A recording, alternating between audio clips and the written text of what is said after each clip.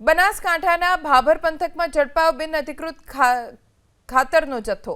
હીરપરા ગામમાં સબસિડીવાળું યુરિયા ખાતરની કાળાબજારી થતી હોવાની બાતમીના આધારે ભાભર પોલીસે રેડ કરી, જેમાં પોલીસે અંદાજિત 15 લાખની કિંમતની 533 યુરિયા ખાતરની થેલી સહિત અન્ય 1041 ખાતરની થેલી સહિત 22 લાખથી વધુનો મુદ્દામાલ જપ્ત કર્યો। પોલીસે 2 આરોપીઓની અટકાયત કરી છે। ખાતરનો જથ્થો ક્યાંથી આવ્યો હતો?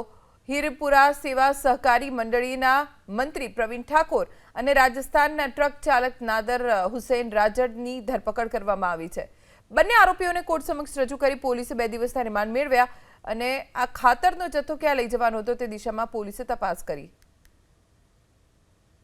યુરિયા ખાતરની થેલીઓ ભરાતી હોય તે જોઈ અને ગોડાઉનની અંદર જઈ અને તપાસ કરતા યુરિયા ખાતરની થેલીઓ પડેલ હતી અને એ સાથે જ યુરિયા ખાતર સરકાર માન્ય કૃષક ભારતી કોઓપરેટિવ લિમિટેડ યુરિયા એનો ગેરકાયદેસર ભેગું કરી અને અન્ય technical grade urea four industrial use only લખેલી માર્કાવાળી ખાતરની થેલીઓમાં એક ખાતર ભરી અને એને સિલાઈ મશીન વડે પેકિંગ કરી અને ગેરકાયદેસર રીતે અને અનધિકૃત રીતે હેરાફેરી કરતા 2 ઈસમોને ભાભર પોલીસે પકડી પાડેલ હતા અને એ ગોડાઉનમાં ટ્રકમાં રાખેલ યુરિયા ખાતર તથા એની સાથે અન્ય ખાતરની કુલ થેલીઓ 1048 નંગ કે જે કુલ 15,02,970 નો મુદ્દામાલ અને એ સાથે મોબાઈલ 2 નંગ તથા 2 સિલાઈ મશીન અને એ બધું અન્ય મુદ્દામાલ મળી કુલ 22,19,970 નો મુદ્દામાલ પકડી અને કાયદેસરની કાર્યવાહી હાથ ધરેલ છે।